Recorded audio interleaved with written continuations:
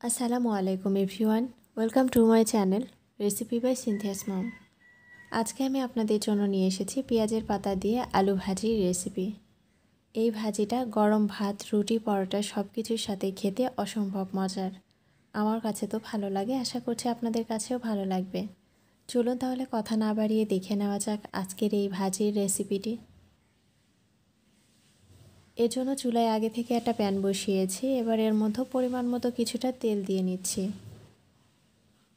তেলটা কিছুটা গরম হয়ে আসার পরে এর মধ্যে হাফ চামচের মতো গোটা জিরে দিয়ে নিলাম। হাফ চামচের মতো কালো জিরে দিয়ে নিলাম। এবার কিছুটা ফোড়ন আসার পরে এর মধ্যে 5-7টা কাঁচামরিচ দিয়ে নিলাম আর 1/4 কাপের মতো পেঁয়াজ কুচি। নেড়ে চেড়ে হালকা করে একটু ভেজে নেব।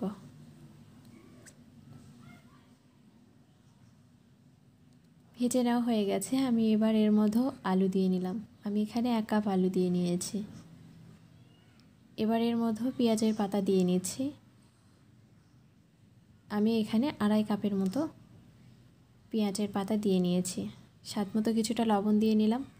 হাফ চামচের কিছুটা কম হবে হলুদের গুঁড়ো দিয়ে নিলাম আর হাফ চামচের মতো জিরার গুঁড়ো দিয়ে নিলাম।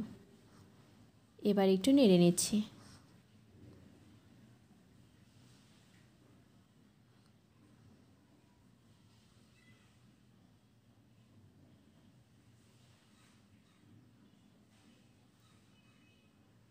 দেখতেই পাচ্ছেন অনেকটা পানি বের হয়ে গেছে। পেঁয়াজের পাতা থেকে অনেকটা পানি বের হয়। এবার সময় নিয়ে এগুলো একটু ভেজে নিতে হবে।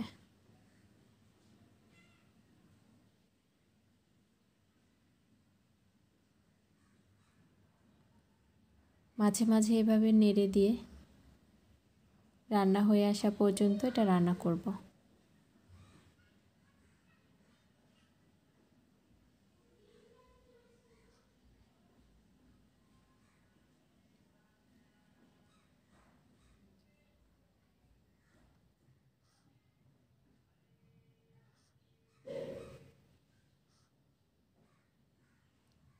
আমার রান্নাটা প্রায় হয়ে গেছে।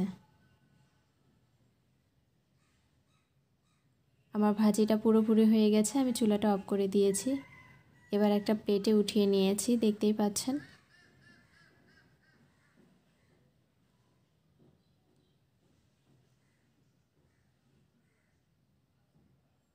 আজকে এই পর্যন্তই।